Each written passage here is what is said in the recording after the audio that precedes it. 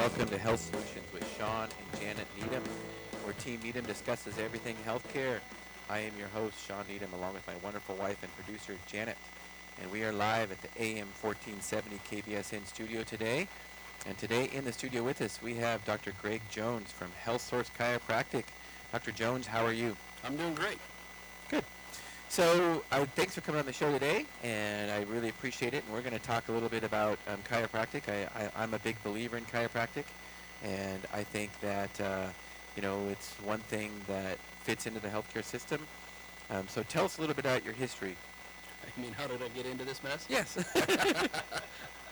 By accident, actually. I'm the youngest of 5 boys. Got a little sister, but she doesn't count in this story. But, being rambunctious like we were, there was one particular Sunday afternoon, my parents had gone off to some special adult church meeting, leaving us boys to take care of ourselves at home, which is always a mistake. Of course, it started with wrestling in the house, but pretty much it went outside. And at the time, we were living just south of the Canadian border. If you weren't a hunter, you didn't belong there. And that particular house had a large pine tree over the driveway up front that had a cable attached to a limb about 30 feet up on a pulley, so you could hoist up deer to gut them out after you went hunting. And anyway, I don't know whose idea it was, but it sounded like a good idea for us to take turns standing on the loop of that cable and having one of the older brothers run us out, so you would go straight up, and then they would jump on the way back down to bring you down to the ground quickly, and then of course stop you at the end. And that wasn't good enough. They started to do a bit of a relay with it. One of the older brothers would run it out, and then they'd pass the baton off to one of the middle brothers who could jump a little farther, and you'd come down faster. That was all fine and good until my middle brother, Val, decided that he was missing out on that jumping because the guys coming back, they were clearing the ground by 5 or 10 feet at a time. And so he wanted to be the person to bring me down. Being the youngest, smallest brother, it seemed to be the safest thing to do. And I still remember this, going up. And it was really exciting because when you go up, part of the excitement was hoping that they wouldn't get your fingers caught in the pulley on the way up. So you would watch it on the way up, and then you would look at the brother as he passed the baton off on the way down. And I remember looking down. My brother Brent had run it up, and I remember looking at Val, and he was laughing so hard. And I distinctly remember that just as Brent went to pass the baton to Val, Val was laughing, and he bent over and he slapped his knee, completely forgot to grab the baton. And it's interesting to see a cable after it lets go of pressure. It just snaps back. You got that sinusoidal wave thing, and I came straight down, landed on the ground. And of course, my brothers are very concerned because I'm moaning and all this other stuff. And I knew they were truly concerned when they came up and says, "Don't tell Mom, don't tell Mom." And it was from then that I got my first injury to my low back. I landed on flat on my rear end on compact earth. It's almost like concrete. It was about 2 years later I started to develop back problems, and I had that through high school. I'd see a chiropractor on occasion, which kept me functioning pretty well, but it wasn't really until after I graduated from high school that my career really got determined. I was working in an orchard thinning apples, did not place my ladder correctly, and the ladder shifted, and once again I fell about 15 feet, landed on my rear end. Wow. Went to go see my mother's chiropractor at the time, and it was an interesting experience for me because I could barely walk. I had to have assistance when I went in, and after I saw him, I was able to walk out. I was sore, but I was able to function. Went home, slept that night, woke up the next day, and I couldn't see straight. Basically, I ended up with a concussion. Went down to see my medical doctor just to check that out, and what intrigued me was how amazed he was that I was so mobile. Mind you, I still had the concussion to recover from, but I just asked him flat out, well, if I'd come here first, what would you have done? And the best he could talk about was bed rest, maybe some pain medication, but that's when it dawned on me what I wanted to do. I wanted to make sure that people could keep functioning, doing what they wanted to do. And to this day, I have 3 damaged discs in my low back, but I do everything I want to. I have to take care of it, of course, but it involves absolutely no drugs. I'm not looking at surgery ever, and here I'm 50 years old and I'm passing people up, and it's not a problem for me. Good for you. That's awesome. That's a great story. So where did you go to undergrad, and where did you go to chiropractic school, all that? I started my undergraduate work at Rexburg, Idaho, at Griggs College at the time. It's now BYU-I. After I got married, I finished my undergraduate work down at Utah State University. My wife was a Utah resident at the time, and it seemed like the place to go. And then after that, I did my doctorate work down in Portland, Oregon at Western States Chiropractic College. It has now been renamed Western States University because they have a few other degrees that they do besides chiropractic as well. But that's where I did that. Graduated in '95 and couldn't wait to come back to live in the Basin again. Yeah, that's a great story. We're really glad you're here. So why chiropractic, and what is chiropractic? Why don't you define what chiropractic is and what some of the modalities? Chiropractic is all about balancing out the nervous system in the body so that the natural functions will occur the way they should. And it primarily involves manipulation of the spinal column, which frees up any irritation to the nerves so they can balance out. Now that's overly simplistic, but that's what we're looking at. But it affects everything from your metabolism down to your balance, all this other stuff. And at Health Source, we take it a step further. We're very focused on the rehab. Unfortunately, many times after a trauma, tissues heal up, but the dynamics of the function of the systems remain damaged and altered. Unfortunately, after trauma, you frequently see an imbalance of the musculature comes on, which of course is a direct result of imbalance in the neurology. And all too often that never gets retrained. Just like you have to learn to walk again in a real serious injury. Most things are very, very small, but those seemingly small imbalances really lead to a lot of impediments in life as you go on. And that's what we focus on balancing out. So how are some of the ways you do that? As I said, the spinal manipulation, which is a matter of realigning the spine and taking the pressure off the nerves, but again, just as importantly, in many ways, depending on the case, even more importantly, very simple finite exercises. I wish there were another term than exercise. It's not about strengthening muscles. It's about retraining the neurology that's there. It's kind of like comparing practicing the piano to an exercise.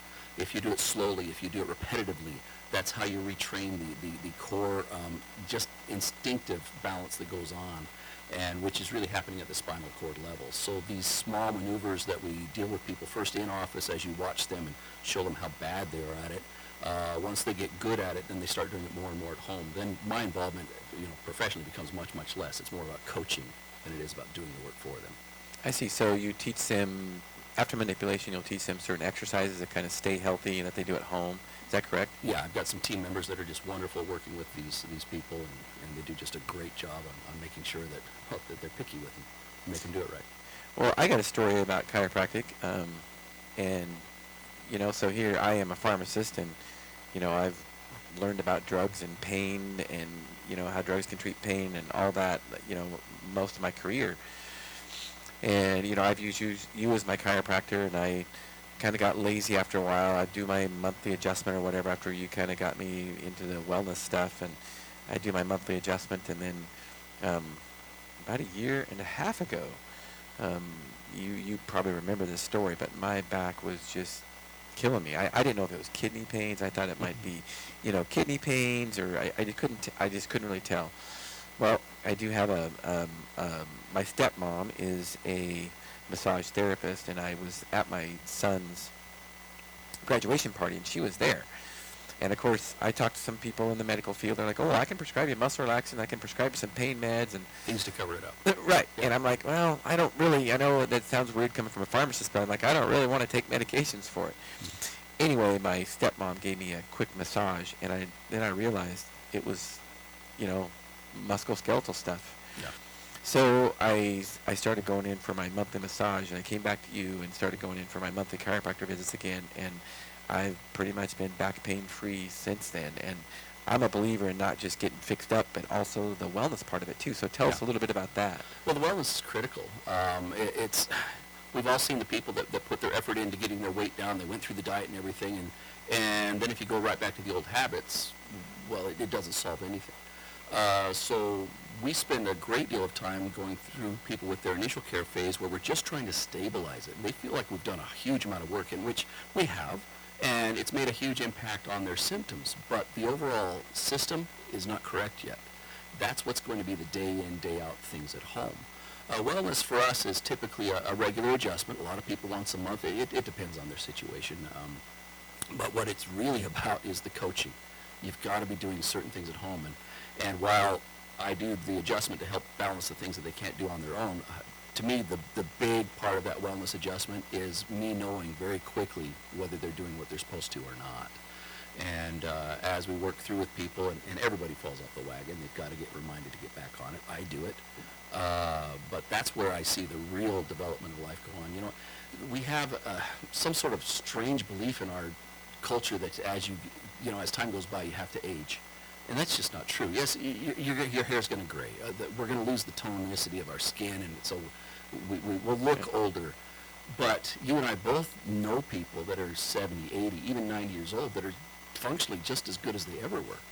And 9 times out of 10, that's not luck. It's just the fact that they have had some habits in their life that really make them go forward. And it's really fun to work with patients over the years, and I swear they get younger. They start bringing in hobbies that they had given up when they were 25 and 30 years old, believing that they just couldn't do it anymore because I'm 35 or I'm 40 or I'm 50 years old. And that's a load of bunk. I spend all of my time with patients really finding out what's important to them to be able to keep doing, and then we find a way to make sure that they not only keep doing it, but they keep doing it better. I've reached that age of life where I'm starting to recognize things I can still do that I hate to do. I've stopped doing those things. They're not necessary. But the things that matter to me, by golly, I'm not going to quit. And I want to make sure that I have myself functioning in such a way to where these hobbies that I have I can not only keep doing them, but they're actually not impeding my health, that I'm actually staying healthier while doing them. And that's always our goal. We are not about pain. That's the first discussion I have with a patient when they walk through the door. We do things very differently. I do not treat pain. What we do is we find out what's not functioning. We find a way to restore that. And then we work with your habits. We work with your head space to get you doing what you need to do. And then it's amazing to see the transformation that goes on in their lives. Suddenly the weight problems they've had stop becoming a problem. The inability to do all these things, it just starts coming back. And I see depressions go away. Mind you, I don't treat all those things. In fact, I swear to people, I don't treat anything. The only thing we do is we find out what's not functioning, and we work on restoring that, and then I guarantee you're going to get healthier. And how far you can go, that's up to you and God. But let's work on what we got, and then go from there. That's really encouraging and inspiring. And I think, there's so many pieces of the puzzle when it comes to health, and it's not just about one thing. There's a lot of those pieces, and I think you just educating patients and telling them that life's not over at 35, 40, or 45. I mean, you can definitely live a healthy life after that. So I know there's a book in your office, and it kind of talks about drug therapy and how our country's been duped and drugged to death. Can you talk about that book? Actually, I have several books on my shelves about that, but we talk about this opioid epidemic that's out there. The opioid epidemic is no more than just the simple result of our belief systems. We believe that pain is the problem, and so we're doing anything we can to cover that up, when pain is nothing more than a basic an emergency response to the body. It's the easiest thing to train and to treat. Heck, I could take care of pain easily, but going after the cause behind it is what really, really matters. And so no, I can't really go into this specific book because I'm not even sure which one you're referring to. I just know it's in your office. I know there's a bunch of them. So. There are several. Yeah. But they all come down to the same thing. Our society is producing what our cultural belief systems are. And medicine, or drugs I should say in general, since well before the Civil War have been somehow mythically been put in a place where they actually cure problems. When the reality is there's not a single drug that's not damaging the body out there. They all damage the kidneys or the liver, at least. Yep. And one of the big things I talk to all of my patients, if you're on any sort of medication, especially over time, there's no way for you to stay healthy. It's just not possible. Right. So the belief that any drug is going to cure or solve your problem is that's one of the biggest limitations we have. Right. Now, I'm not saying there's not a time and a place for medication. Right. But you and I both know when we were kids, prescriptions that they would give you, they were for what, a few days or a week? And then the intent was to have you off it and have you normalized and go back to your life. Yeah. That is not the intent of any prescription anymore. Right. Most of them, it's meant to be there for life. And let's hold that thought right there. We got to go to our first commercial break. You are listening to Health Solutions with Shawn and Janet Needham. Be part of the show. Call in 509-765-1470. All right. You are back with Health Solutions with Shawn and Janet Needham at the AM 1470 KBSN studios in Moses Lake. Today we have Dr. Gregg Jones in the studio with us, and we had our first segment, and we will continue with that. So, Dr. Jones, kind of tell us, you were talking about, drugs long term. If you're on drugs, you're not healthy necessarily, and so tell us a little bit about that, drugs and side effects, and what your belief is about that with being a chiropractor. Well, like I said, there's been a huge cultural shift in our lifetimes. When we were young, medications were never intended for long-term use, except for the rare case where you certainly had somebody with a chronic issue that they were never going to be cured of or ever balance out. But now, that almost every prescription, the intent is to stay on it until you develop such an adverse reaction to it, to where we're going to add in 2 or 3 more medications that will at least take care of the side effects until then we have a serious issue. Then let's put you on something stronger.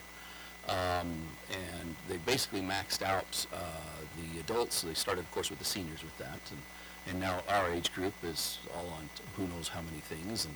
And the big market now is children. It amazes me how many conditions, quote unquote, that are, they're now something to prescribe. You have a socially awkward child. We've got a prescription for that. A child that doesn't sleep well at night. We've got a prescription for that. Bedwetters, oh boy, we can fix that.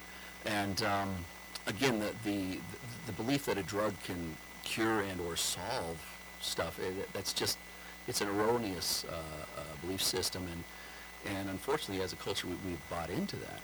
And it's not making us healthier. It's creating a great many problems. And for many of us, sadly, we're not facing problems that we could actually correct from a natural standpoint, with effort, of course. But that's where we've lost things. We think somebody else is responsible for our weight, for our behavior, for the way we feel. When the reality is, the vast majority of the times, you can take care of it yourself. With some very, very simple interventions, but they take consistency, they take work, and work is not something we're really into anymore. Well, I think that's one of the issues with our medical system, is that we have actually enabled people to keep up bad habits. Yeah. And, when you look at a lot of the chronic diseases that we treat with medications, it would be, high blood pressure, high cholesterol, type 2 diabetes. Yes. And honestly, I'll be real honest with you, in most cases, I'm just not a believer in medications in those diseases, Yeah. especially if you don't treat the diet and exercise first. It sounds like we have a caller on the line, so let's take our first caller today. Welcome to Health Solutions. Hi, good afternoon. Good afternoon. I am Shawn, and welcome to our show. How are you today? Really pretty good. I had one point to make about long-term use of drugs. I really don't like to use any more drugs than I have to, but unfortunately, I've had Parkinson's for young person onset. I've had it for like 15 years. Oh, that's unfortunate. I'm 66 now, and I started going to a chiropractor when I was in junior high, grade school even, and I got some really good help. I wouldn't have played basketball. I'm 6'9" also, and without the work on the back being that long and the pressures, chiropractor really helps it a lot. And the drugs long term, without taking dopamine, carbidopa, levodopa, constantly to communicate to your brain with your muscles, you couldn't function at all. So Absolutely. Yep. Like I said, there's a time and a place. That's one of them that's very important. Yeah, definitely. So tell us who you are, if you don't mind, sir. Just your first name? Neil. Neil. And where are you calling from, Neil? I'm from Odessa, Washington. Right. Well, welcome to our show, and thanks for listening in. Yeah, so Neil, I am a pharmacist, and my wife is also a pharmacist, and we have Moses Lake Professional Pharmacy, and we talk with patients all the time about medications and chronic medications also. And you are correct. Parkinson's is one of those diseases that we don't have a lot of other options for. That's usually not something that is lifestyle created. Taking medications chronically for that disease, I totally believe in. It's more of the, when it's diet and lifestyle medications that we just give to a patient and expect them to be healthy because we lower their blood pressure 30 points, even though they're still 100 pounds overweight. I don't think that's necessarily healthy, and I don't really care what study you talk about as far as it actually decreasing mortality or morbidity, but I don't necessarily believe it. um, what's really going to make that person healthy is to be an ideal body weight. Yeah, I went to chiropractors for a long time, and it wasn't sometimes getting better this year in the last even 4 years. And I finally had another MRI done on my back, and a doctor looked at it in Spokane, and I finally figured out what was going on. When he opened up the MRI and looked through it, you can't see the nerve, but you can see the holes where the nerves come out of in the back. Yeah. And right above one of the holes is a little hook. Yep. If you turned it around, you could see that my spine has a hook on it. And every time a chiropractor would adjust my back, they'd push that hook down into that nerve. And I just couldn't get better. When I left it alone and the hook stayed away from that hole, I was perfect. Yeah. So it was just amazing. A chiropractor, you believe in, they bring it, but sometimes they need to get a resource. So I don't know if they need to do MRIs more, because X-rays wouldn't even show it. No, and you're certainly right. And when things don't respond the way they should, that's when you investigate further and find out the way to properly get into this. And I'm glad you've been researching through there. Yeah. Well, thank you very much for your show. Thank you Neil. for the call. Okay. Bye. Bye. And if anybody else would like to join in, please be part of the show. 509-765-1470. We have Dr. Jones from Health Source Chiropractic on in the studio with us. So as we were talking about more of the chronic diseases that we manage, so without medication. So I'm with you. If kind of like our whole system, the way our whole healthcare system works now, and I'm writing a book about that, and I'll talk about that later in the show. But with chronic disease management, we're just not very good. I mean, if I get in a car wreck and I have broken bones and, I'm all busted up, please save me. Do whatever you have to do to save me.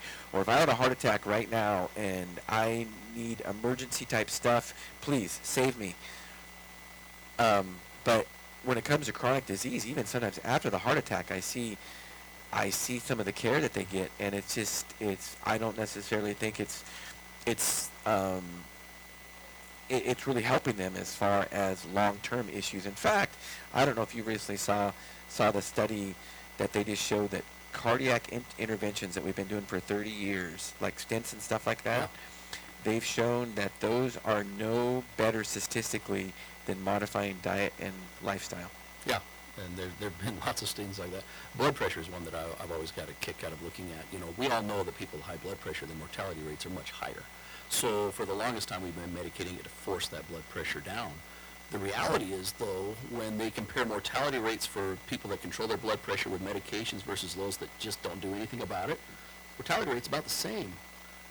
So, yeah, you can force that blood pressure down, but if you don't go after the habits that are causing it in the first place, you just don't get the results you want. Right.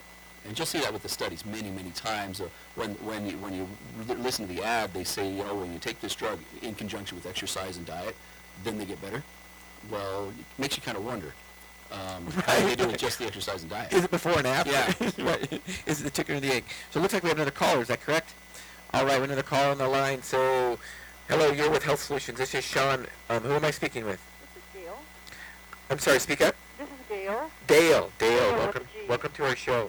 What is your question, Dale? I have a question. What is the relationship between thyroid medication, compound medicine, and blood pressure levels?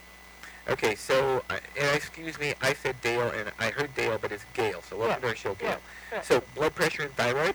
Yes. Okay, that's a great question. So thyroid increases our metabolism, okay? So if you do have too much thyroid, it might increase your blood pressure somewhat. What you'll notice usually firsthand is you'll notice maybe that you get what's called tachycardia, or kind of a racing heart, and that alone can also increase your blood pressure a little bit. So thyroid can, but I always, it's important to counsel the patient and find out really what, more to the story, because there's so many things that can increase blood pressure. One of the things I usually ask too is, was your blood pressure high just once? Was this just an acute episode where your blood pressure, you went to the doctor and it was high once? Because if that's the case, I don't usually think that that's necessarily high blood pressure. You need to check your blood pressure chronically, consistently at home to see what your standard blood pressure is, because everybody's blood pressure is high in the doctor's office. Yes. So does that answer your question, Gail? Yes. So is it the T4 or the T3 that's related to that? Well, T4 is the inactive form of thyroid. T3 is the active form of thyroid. So because it is more responsible for working at the receptor site than T4. So, but 90+% of the patients are only on T4, but you have to convert T4 to T3 to be active. So T3 is usually the one responsible for most of the benefits of all of our thyroid. Now, in our conventional medical system, we don't normally prescribe T3. We prescribe T4 and just hope that you convert it well, but not all patients convert it well. So it's important to have an optimal thyroid that you know what your T3 level is also. It's interesting they wouldn't just go for the T3 in everybody. Why would 90% go for T4? Well, you can look at history there, and that has to do with a lot of drug therapies. The most popular drug therapy on the market right now for thyroid is Synthroid, generic levothyroxine. And largely when you do the history of them, it's just basically drug company marketing. Drug companies have very, very powerful marketing departments, and they're the ones that market to doctors that prescribe these drugs. So a lot of doctors don't necessarily know that, T3 is the active form of thyroid. I didn't learn that in pharmacy school. I learned that you just give people T4, levothyroxine, and they'll be fine. So now, T4 does have some benefits. It is a longer half-life, whereas T3 does have a shorter half-life. So if you are converting T4 to T3 just fine, there shouldn't be an issue. But if you're not, then you need T3, and usually you need like a sustained release T3 because to make it last all day long, because it's not a very long half-life drug. Okay. Does that help? That does help. I really appreciate the information. Okay, Gail, where are you calling from? From Quincy, Washington. Quincy, Washington. All right, well, thank you for listening to our show, Gail. Thank you, Shawn. You have a wonderful day. You too. Bye. All right, so another caller. So be part of the show. Call in 509-765-1470. We have Dr. Jones in the office, Dr. Chiropractic today from Health Source Chiropractic in Moses Lake. So let's continue our conversation. So where were we at with chronic disease and medications, how we might enable patients? Yeah, we're not forcing the issue of what caused the problem in the first place, which is almost always their habits. Like diabetes. A lot of people don't recognize, but they've done huge studies. Back when you and I were in school, a couple decades back, I'm afraid to say. But they already proved that if they could just get everybody in the United States to walk 2 brisk miles a day, I mean, brisk enough to where you would have a hard time carrying on a conversation, but if you did that regularly, in a couple of years, almost all of this diabetic epidemic that we have would virtually be gone without even changing our crappy diet. And yet, how often do you see your patients come through the door that all they did is get their next prescription? Yes, the doctor does the lip service towards you got to get moving and all this other stuff, but imagine how many more people would move if they could not get their prescription unless for the next 2 years you did some walking. It's either walk or die. Of course, then you run into all the medical legal issues here. He didn't help me. And when the reality is, do we really help somebody if we don't force them to start helping themselves?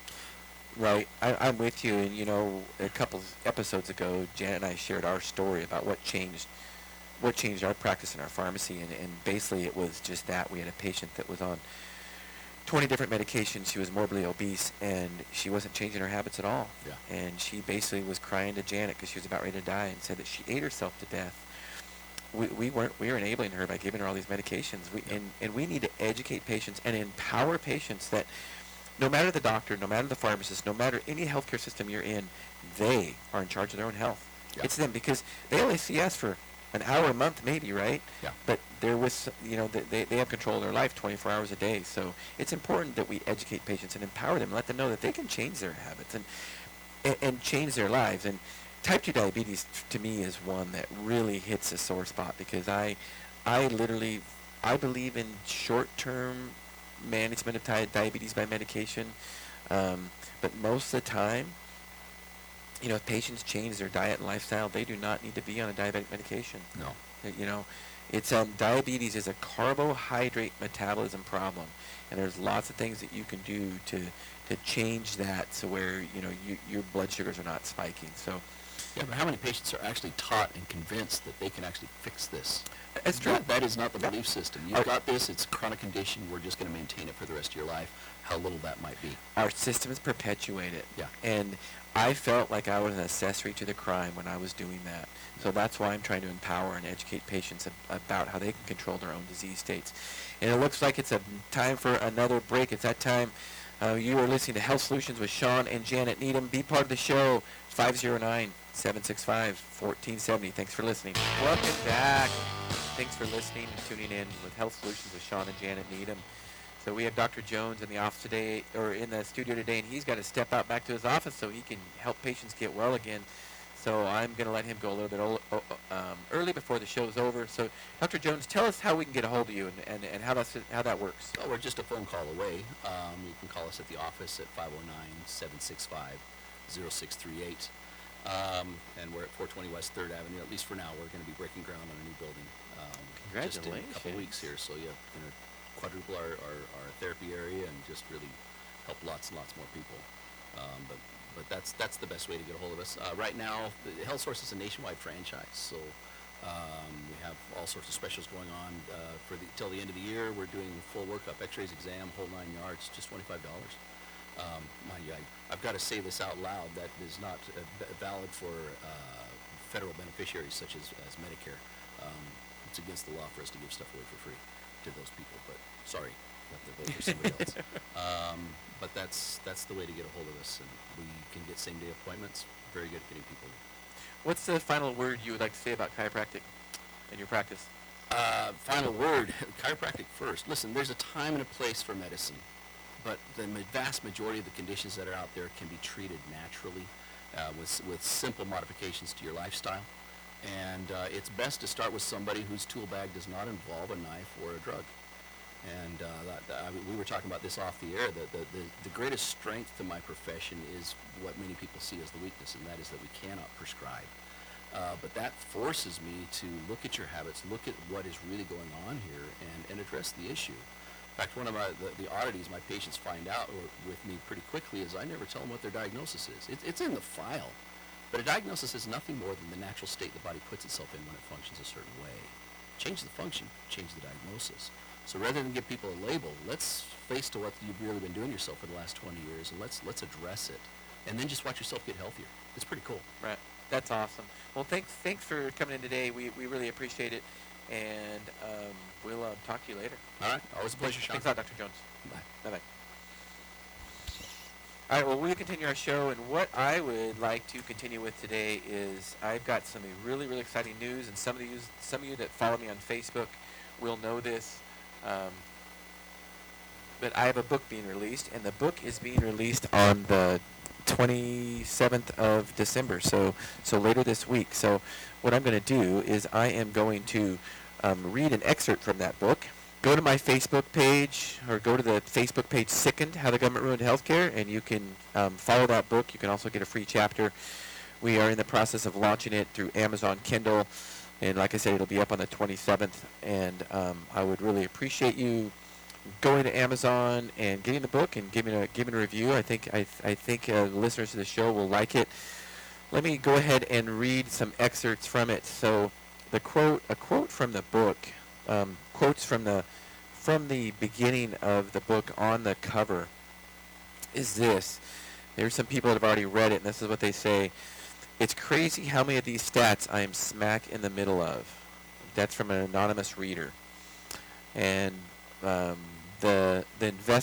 one is the investment in educating the patients to be a driver, and the hunger so many have to take command of their own health is real and inspiring. That's from Michelle Myers-Murphy. She's a ARMP at Peak Performance and Prevention over in Puyallup, and we were just talking about that. How we as educators of patients need to let patients know that they command their own health. History is crystal clear. People pursuing their own self-interests in their healthcare decisions tend to be the most healthy. And that was from a wonderful guy, my brother, Dr. Shane Needham, scientist, entrepreneur, TED Talk speaker, co-founder of Alturas Analytics. Another one, I love this one. This is from Dr. Keith Smith of the Oklahoma Surgery Center.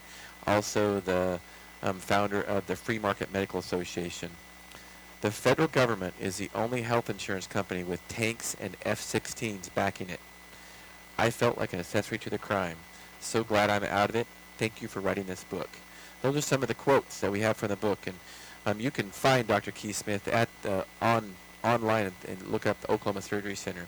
So I'm going to go ahead and read from chapter 1, and it's just going to tell a little bit of my story. So here's chapter 1 from Sickened, How the Government Ruined Healthcare and How to Fix It. For as long as I live, my wife Janet and I will never forget that day, a pivotal moment in our career that forever changed everything for us. Back in 2001, a morbidly obese patient came into our pharmacy. She was on around 20 different medications, ranging from high blood pressure medications to diabetes to high cholesterol, and they were costing her nothing. We were creating no value in her life. She didn't really necessarily care who we were. She didn't care about the medications. She didn't care about how they worked or anything related because it was costing her nothing. That day we realized that we were not doing her or her health any favors by giving her 20 different medications under these circumstances. What she most needed to do was to change her diet and lifestyle. Now, in our healthcare industry, there are government programs. She had Medicaid, so yes, we got paid by you, the taxpayers. You paid thousands of dollars a month for this lady's medications, which was the system's solution to help her. 20 medications. Now, if she had to pay thousands of dollars a month herself, would she have changed her habits, ate better, exercised, lost weight, and as a result, would those diseases have gone away? Yes, we believe she and they would have. Here's a small but huge example of how free markets work. If the consumer is responsible to pay out of pocket, this empowers them to ask different questions and own their own choices. When consumers have choices about everything, then it increases natural competition of the vendors. Competition decreases skyrocketing costs and increases quality of service. For any medication this patient did decide was even in the short term in her best interest, the $2,000 bill would have significantly decreased. The bottom line is this: the free market would be better for her health. Better health for herself, creating a positive ripple for her family and community. Better quality because of competition. Better for you, the taxpayer.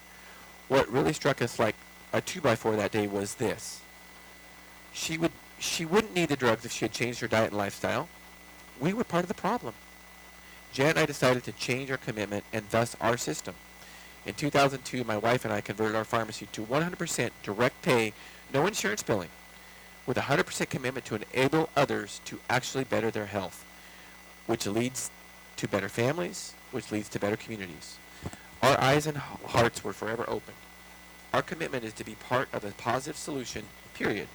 We have a responsibility. We believe that if we want patients to look at us as educators in their health, we have a responsibility to take care of our own seriously and set good examples. When patients are paying for services, they deserve to go to someone they can believe in. In much of our current system, patients do not go to a healthcare provider because they value and trust their opinion, but because their preferred provider chosen not by the patient, but by their insurance company or a government plan. This inherently promotes no incentive to healthcare providers to improve their relationship with the patient or to be healthy examples themselves.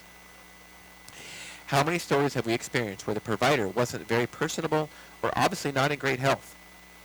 Would healthcare providers treat patients better if their patients were paying the bill?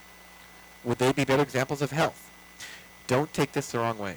If I had a heart attack or I'm in a car wreck, by all means, do what you can do to save me. But as far as chronic disease management, I do not trust the system. It promotes sick patients and not healthy ones. Ask yourself this: would you go to a dentist with crooked teeth if you were paying out of pocket to have some work done? I rest my case. I understand firsthand the real struggles that come with less than optimal health. Know that you're not alone, and there's great news for affordable choices for those empowered to improve. My story: I struggle with my weight after my powerlifting days. I experienced high blood pressure and high cholesterol. The doctors wanted to treat me with medications, but I decided there must be a better way. After diet modifications, I lost 60 pounds, and both my high blood pressure and high cholesterol were gone. Proper nutrition and hormone balancing gave my body the necessary tools to achieve optimal health and wellness. So why pharmacy and why compounding? When I was in high school, my advanced chemistry teacher recommended the direction of pharmacy for me. I love the idea of being employed in a small town with the opportunity to own my own business. Because of my passion for chemistry and helping people, it was a natural yes. My wife Janet grew up on a farm in North Dakota as one of 6 children.